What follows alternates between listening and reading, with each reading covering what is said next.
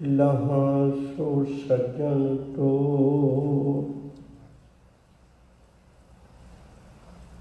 Jetha JIO ਪਿੰਡ ਸਭ ਤੇਰਾ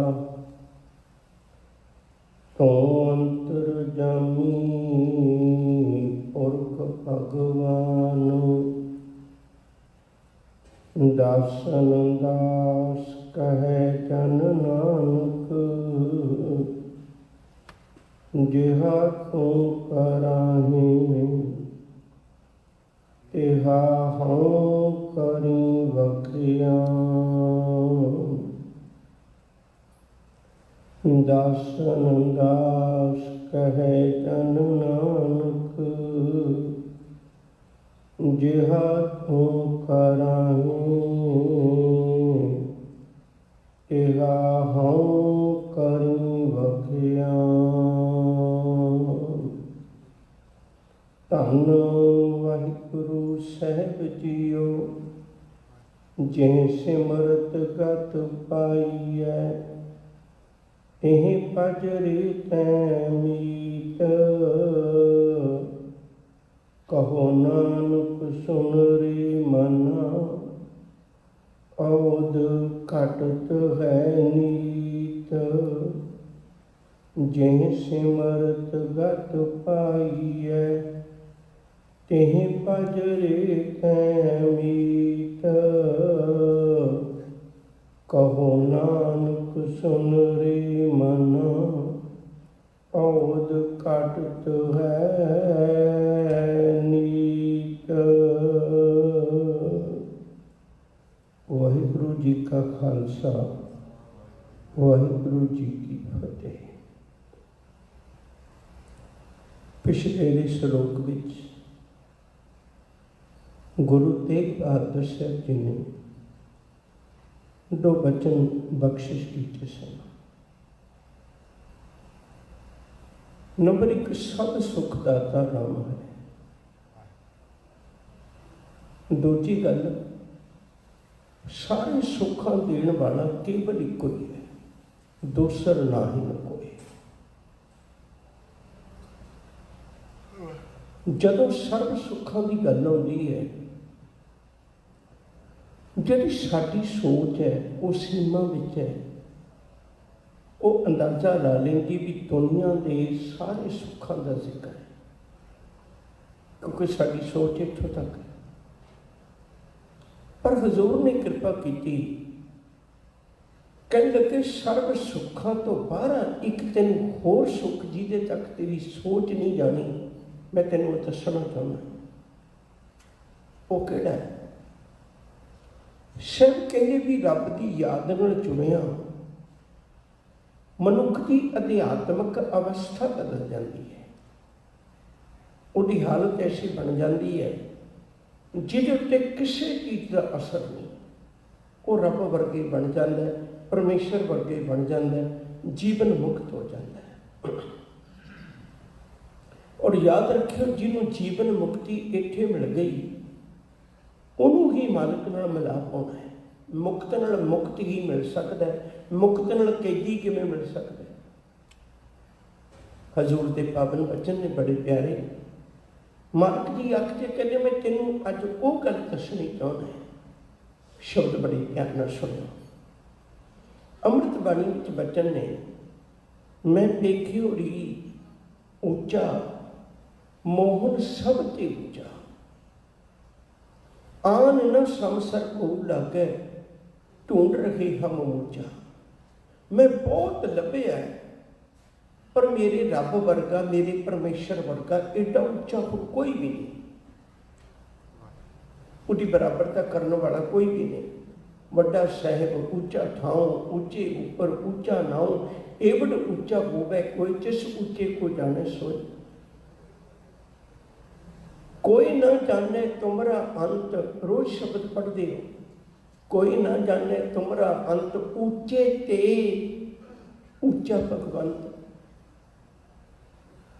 ਬਹੁਤੋ ਬਹੁਤ ਬਖਾਣੀਏ ਉੱਚੋ ਉੱਚਾ ਥਾਉ, ਵਰਨਾ ਚਿਹਨਾ ਬਾਹਰਾ ਕੀਮਤ ਕਹਿ ਨਾ ਸਕਾਂ। ਮੈਂ ਕਿੰਨੀਆਂ ਕੁਝੀਆਂ ਗੱਲਾਂ ਕਰਾਂ, ਉਹ ਬਹੁਤ ਉੱਚਾ ਹੈ। ਉਹਦੀ ਸ਼ਖਸੀਅਤ ਬਹੁਤ ਉੱਚੀ ਹੈ, ਉਹ ਗੁਣਾ ਕਰਕੇ ਬਹੁਤ ਉੱਚਾ ਹੈ। ਊਚ ਅਪਾਰ ਬੇਅੰਤ ਸੁਆਮੀ, ਕੌਣ ਜਾਣੇ ਗੁਣ ਤੇਰੇ।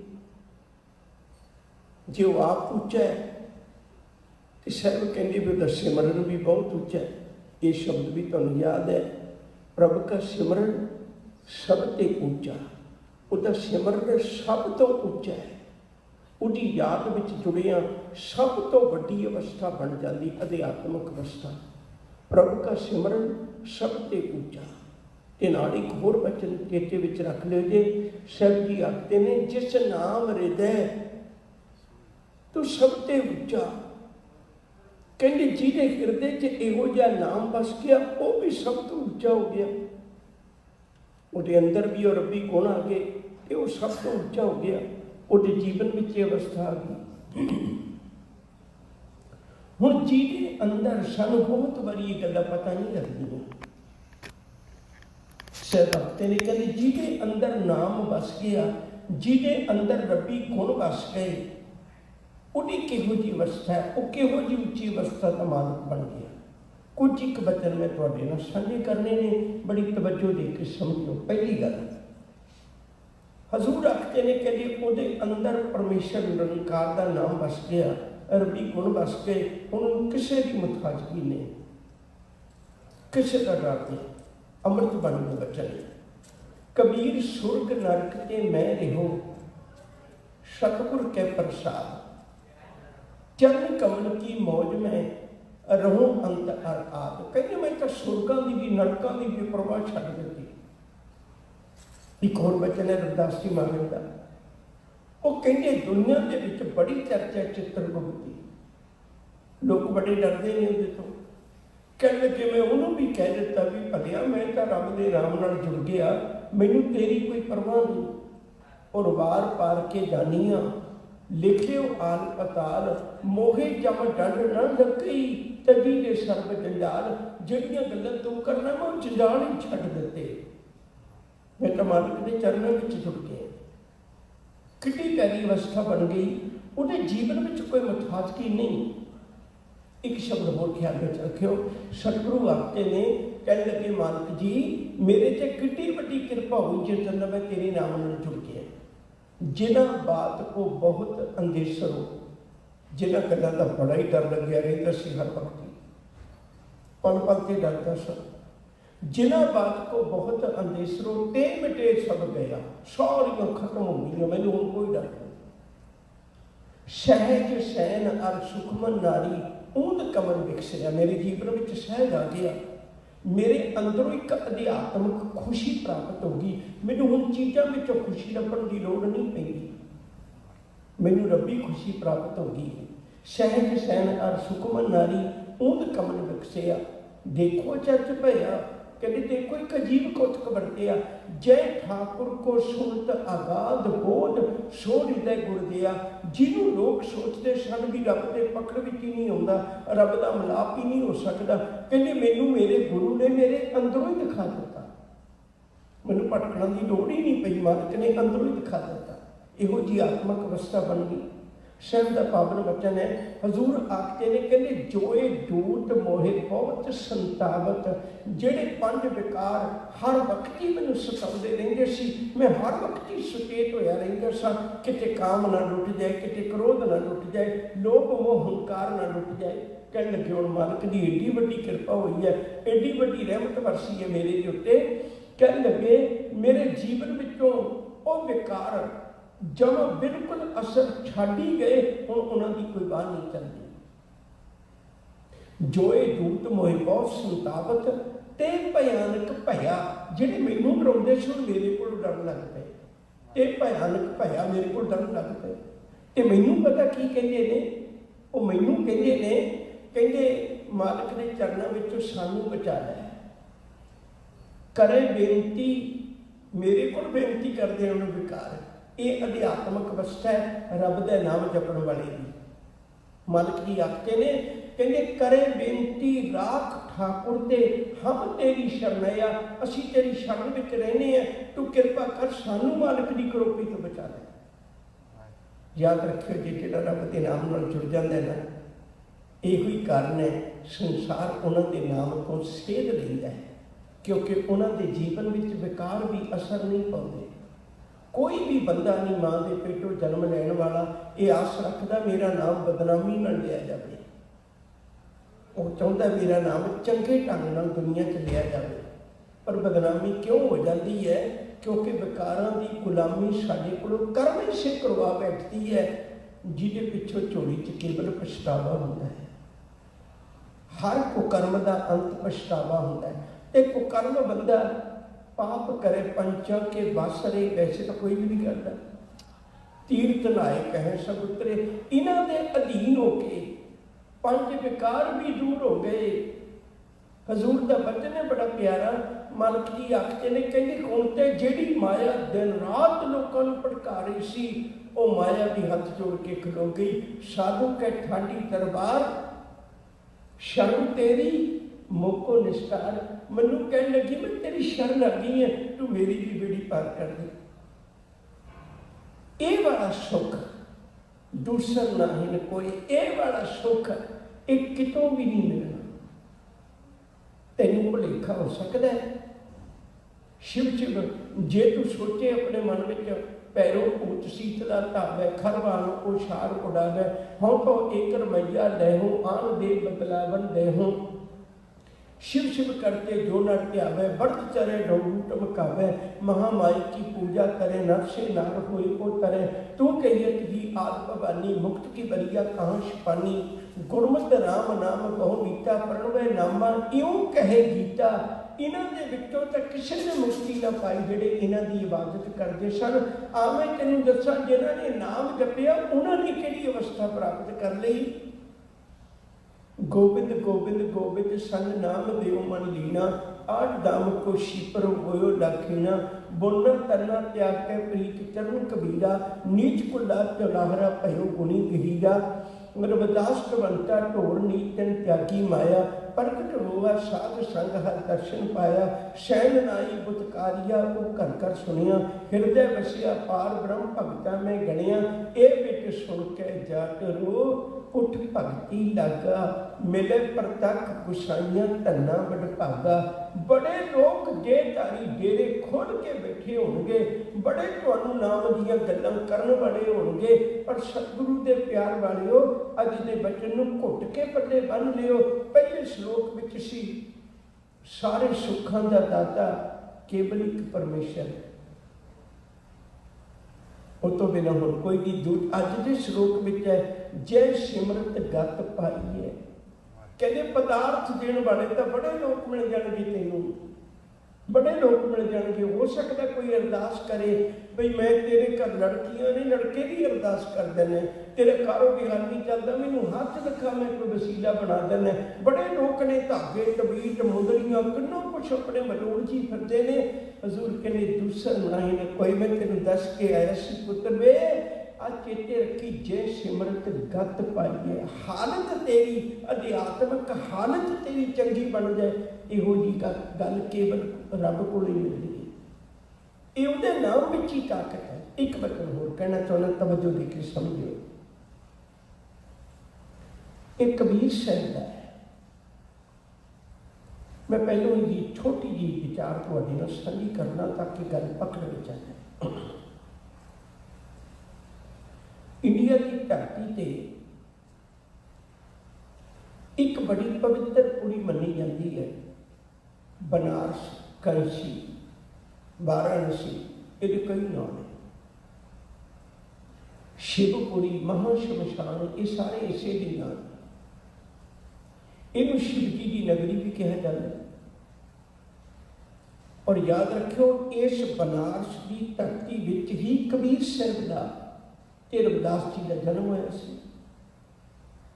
इत्थों कुछ दूरी उत्ते 9-10 किलोमीटर की दूरी उत्ते एक धरती का नाम है मगहर।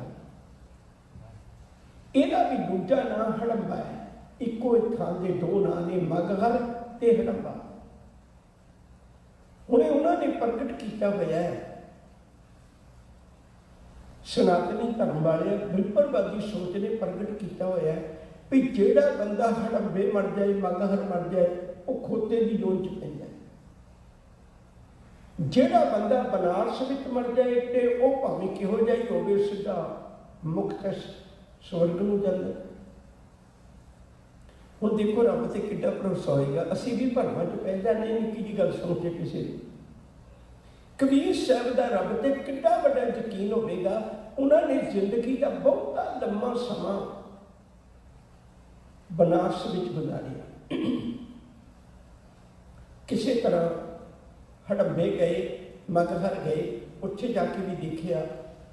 ਤੇ ਬਾਅਦ ਵਿੱਚ ਜਦੋਂ ਜੀਵਨ ਦਾ ਅੰਤ ਆਉਣ ਲੱਗਾ,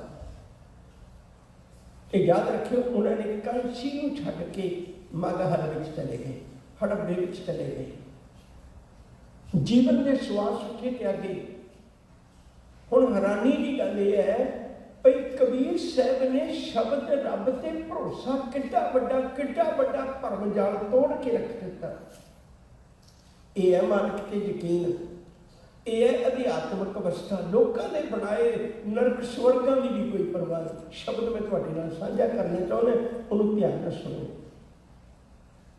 ਹਜ਼ੂਰ ਆਖਦੇ ਨੇ, ਤੂੰ ਮੇਰੋ ਮੇਰ ਪਰਬਤ ਸੁਆਮੀ, ओट गही मैं तेरी, ना तुम डोलो ना हम गिरते, रख लेनी हर मेरी।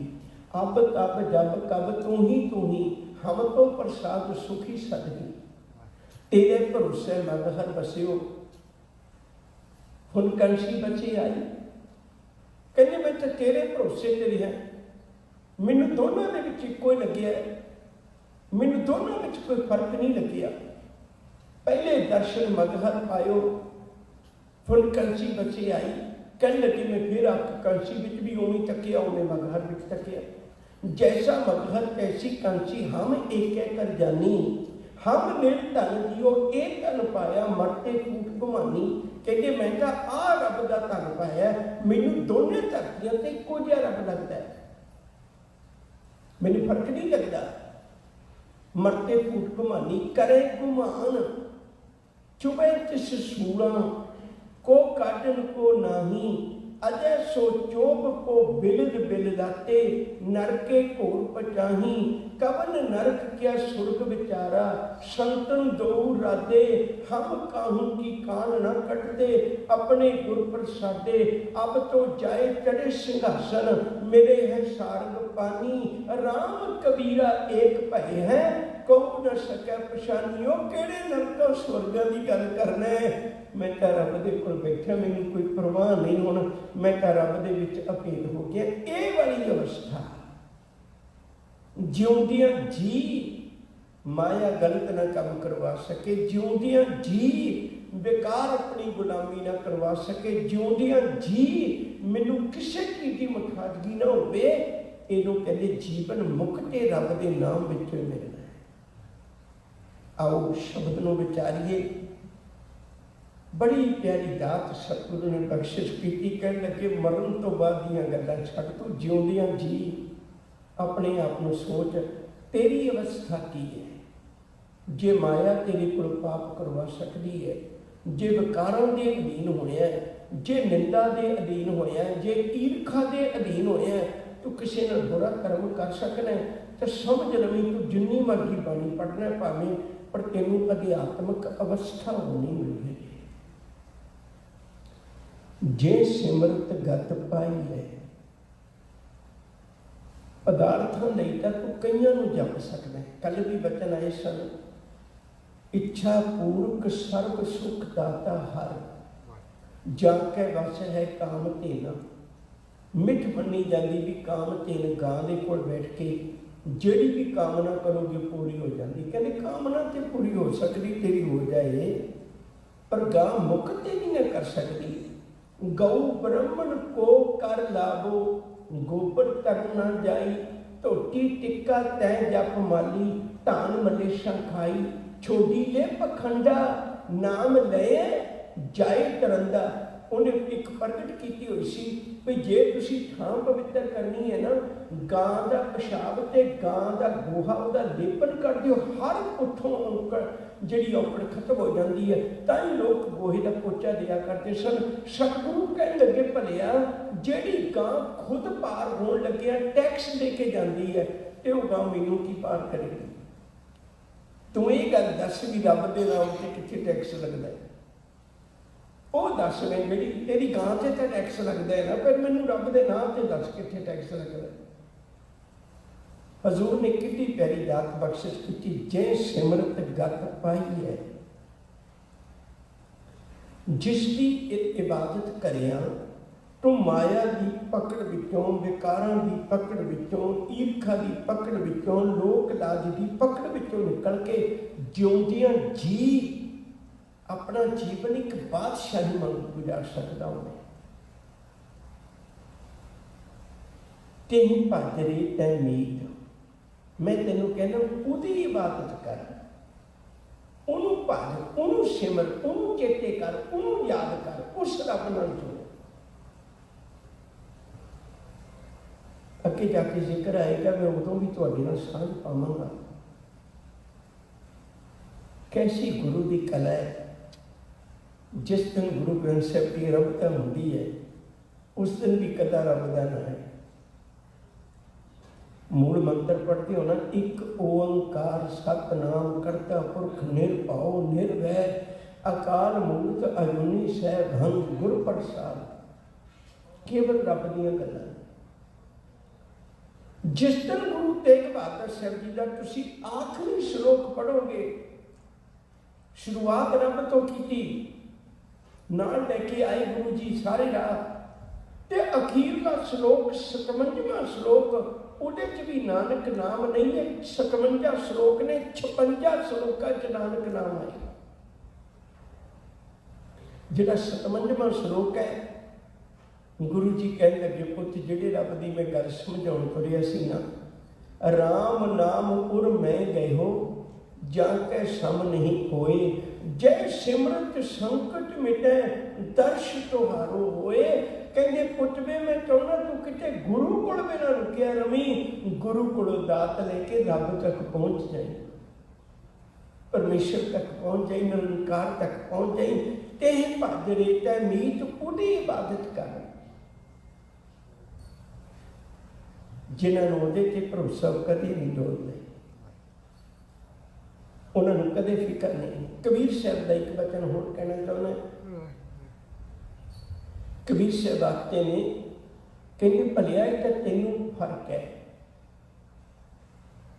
जे किते तू मैनू पूछे ना, मनो कठोर मरे बनारस,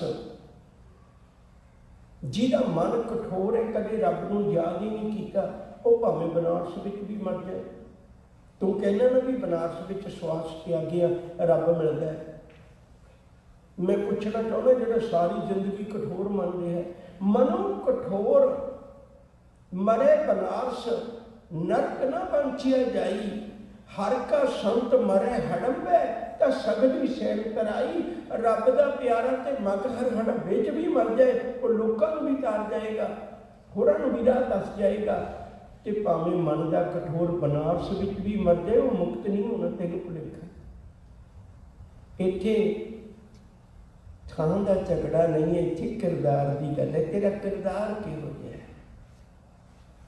गुरु गोबिंद सिंह सच्चे पातशाह ने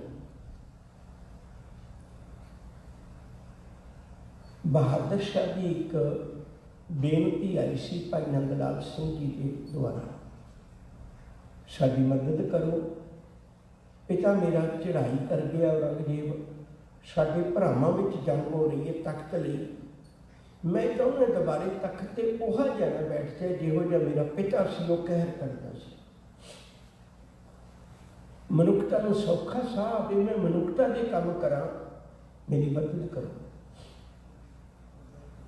गुरु गोबिंद सिंह जी ने बहादुर शाह की मदद की, उन्होंने राज तख्त मिलिया। राज तख्त नूं पाके उन्हें भी गुरु साहब की बड़ी औ भगत की। इहदे दरम्यान सतगुरु की दखण वाले पासे इत्थे मिल के चले ने, थोड़ा समा उधर भी मिले तो कट्ठियां शिकार खेडिया, जिहड़ी मैं गल करनी चाहता। शिकार खेडते ने, एक घोड़े ते गुरु कलगीधर पातशाह सवार ने, दूजे घोड़े ते बहादुर शाह सवार है। बहादुर शाह के पिछले पासे बहादुर शाह के फौजी ने गुरु गोबिंद सिंह जी के घोड़े के पिछले पासे गुरु के सिख मगर अचानक एक शेर दहाड़दा आया।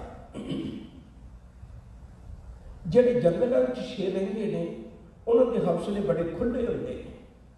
आप तो सर्कसां वाले आप तो जेडे जू में शेर होने उही देखे हुए हैं ना, पर जंगली शेर एक वखरा होता है, उसका कोई पता नहीं किस पास दाद आ जाए। जदों सामने तो दहाड़दा आया, बहादुर शाह ने भी घोड़े दी लगामां खिच लियां, रुक गया तो उन्हें गुरु साहब दी नज़रां च नज़रां पाइयां भी शायद तुसीं शेर का शिकार करो। हजूर ने अपना घोड़ा थोड़ा जिहा पिछे किया, लम्हे किया, एक गुरु का सिख भाई रोशन सिंह इशारा पा के झट शेर नाल डट गया। शेर में डटिया तो शेर नूं पलो पली खत्म करके धरती तो सुट दिता। बहादुर शाह रोशन सिंह का शरीर देख के, कद देख के ते उहदी चुस्ती फुर्ती देख के बहुत खुश होया। तो उन्होंने लग्या भी मेरे को एक भी सिपाही हो जाए। उन्हें उन्होंने बुलाया, पर ये दरबार में अपनी गल तो कीमती कंठा रख के उन्होंने देन लगा। रोशन सिंह कहने लगे किस गल का? कह लगे तू शेर का शिकार बड़ी चुस्ती ने किया, भी कमाल है, मैं तेरे तो हैरान है, मैं बहुत खुश है। वो कहने लगे राजन तेरा बहुत धन्यवाद। कहने लगे तेरे कुड़िए तो तेरे रहन सहन तो मैनूं लगदा भी तू कोई बहुती बड़ी माया का धारनी नहीं है, तो तू लैला खान बड़ा कीमती हार है, तेरी बड़ी पीढ़ियां की गुलामी धोती जाएगी, खत्म हो जाएगी, अमीर हो जाएगा। वो कहने लगे जिहदी कृपा ना शेर मार सकता है ना, वो मेरी प्रतिपालना भी करता। मंगदा मैं सिर झुकाउणा मैं, पर मैं उहदे कोल ही झुकाउणा, मैं दर दर दा मंगता नहीं है। याद रखी मैं एक दे दर तो ही मंगदा, मेरी प्रतिपालना करता है। सच करके जानियो प्यार वालिओ, नाम जपण वाले की जिंदगी च ये वाले गुण उहदी मुताजगी खत्म हो जाती, उन्होंने ये गति मिल जाती है, उहदे ते ये रहमत हो जाती है। नाम जपण वाला एक दिन ऐसी भी अवस्था होती है, गुर कृपा जे नरको कीनी तेह ये जूट पछानी, नानक लीन भयो गोबिंद स्यो जो पानी सग पानी। वो भी मुक्ति कोई उहदे तो दूर नहीं होती, पर बंदगी करने वाले तो जिहड़ी मुक्ति के पिछे लोग भटकते फिरते हैं, वो मुक्ति नूं भी कह दिंदा मैं तैनूं मुक्त कीता, जा मैनूं नहीं तेरी लोड़। वो तो उन्होंने भी कह दिता राज न चाहूँ मुक्त न चाहूँ, मन प्रीत चरण कमला रे। दुनिया को कहने वाली है धार्मिक दुनिया च उच्ची पदवी मुक्ति है, राजनीतिक उच्ची पदवी राज है।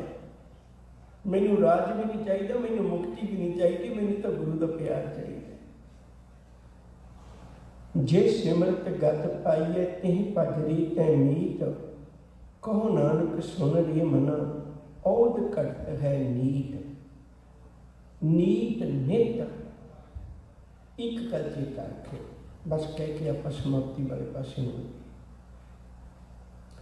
मनुख की सोच बड़ी बहुत ज्यादा धोखा खा रही।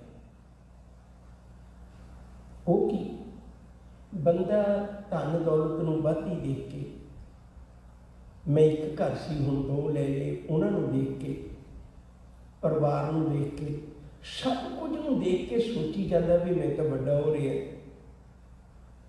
मैं तो वध रहा। पर साहब कहते सज्जना जिहड़ी असल कहानी सी तो उन्होंने तो सोचिए नहीं, औत घट है नीत। बाकी सारा कुछ भावें वधा लै, वो तेरी उम्र तो नित घटती है। मैं तेनों उस दिन वधिया कहांगा जिस दिन अपनी जिंदगी का बीतिया दिन मुड़ के ले आएगा। ये नित घटती है और इन्हें घटती रहना, इनू रोक भी नहीं सकता घटन तो, ते गई हुई नूं मोड़ भी नहीं सकता। इसलिए वक्त नूं बचा, वक्त नूं संभाल, मालिक के चरणों में जुड़ साईं की इबादत करिया, एक दिन परमेश्वर का रूप हो जाएंगे। जिन हर जपिया से हर होए, हर मिलिया केल खिलाने। भुलांगी खिमा प्यार नाल आखो जी वाहिगुरू जी का खालसा वाहिगुरू जी की फतेह। ये सन सिख कौम के महान विद्वान सत्कारयोग ਗਿਆਨੀ ਅਮਰੀਕ ਸਿੰਘ ਜੀ ਚੰਡੀਗੜ੍ਹ वाले